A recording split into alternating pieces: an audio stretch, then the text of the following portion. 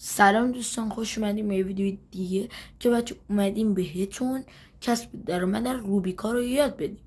خب بچه، شما برای اینکه از روبیکا درآمد به دست بیارین یا روبینو یا کانال بهتون یاد بدیم.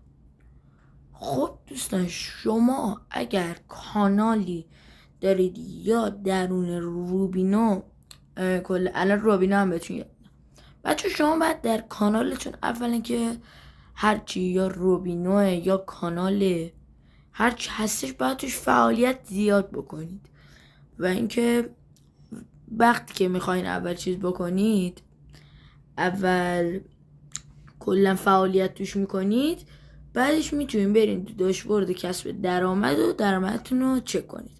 حالا بریم سراغ روبینو. دوستان شما الان مثلا پیج روبینو اگه داشته